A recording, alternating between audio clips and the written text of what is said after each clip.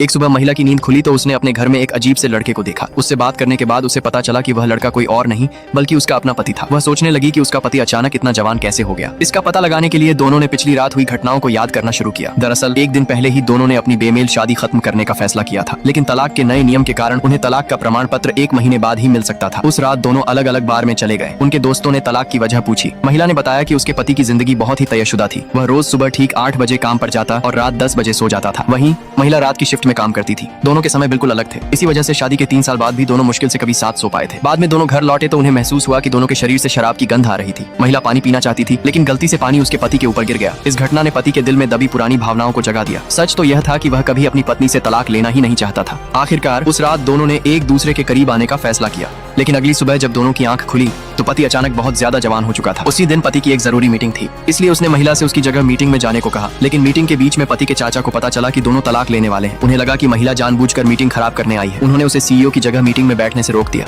तभी अचानक एक जवान लड़का मीटिंग रूम में पहुंचा। उसने दावा किया कि वह सीईओ का नाजायज बेटा है और अपने पिता की जगह मीटिंग में आया है। उसके चाचा को उसकी बात पर बिल्कुल विश्वास नहीं हुआ। आखिरकार महिला ने दोनों के बालों के नमूने लेकर डीएनए टेस्ट करवाने की बात कही। जांच के बाद पता चला कि वह लड़का सच में उनके परिवार का ही सदस्य था। इस तरह मीटिंग किसी तरह खत्म हो गई। जब दोनों घर वापस पहुंचे तब तक रात हो चुकी थी। महिला बहुत परेशान थी। उसे डर था कि अगर उसका पति वापस अपने असली रूप में नहीं आया तो सबको लगेगा कि वह गायब हो गया है। तभी पति के दादा उनके घर पहुंच गए। जब उन्हें पता चला कि उनके पोते का एक नाजायज बेटा है तो वह बेहद खुश हो गए। उन्होंने महिला से कहा कि वह तलाक का विचार छोड़ दे और इस बच्चे को अपना बेटा मानकर पाल ले। पति को लगा कि उसके दादा भावनात्मक दबाव डालकर महिला को रोकना चाहते हैं। उसने गुस्से में कहा, आपके अपने बेटे ने भी आपके व्यवहार की वजह से घर छोड़ दिया था। ये सुनकर दादा बहुत गुस्सा हो गए। उन्हें लगा कि उनके पोते ने बच्चे की परवरिश ठीक से नहीं की है। उन्होंने अपने पोते से मिलने की जिद की। महिला ने जल्दी से झूठ बोल दिया कि उसका पति बीमार है और कमरे में आराम कर रहा है, लेकिन दादा ने उसकी बात नहीं मानी। उन्होंने अपने बॉडीगार्ड्स को पूरे घर की तलाशी लेने का आदेश दे दिया। जब दादा भी कमरे में जाने लगे तभी उस जवान लड़के को अचानक सीने में तेज दर्द होने लगा। उसने महिला से कहा कि वह उसे कहीं छिपा दे।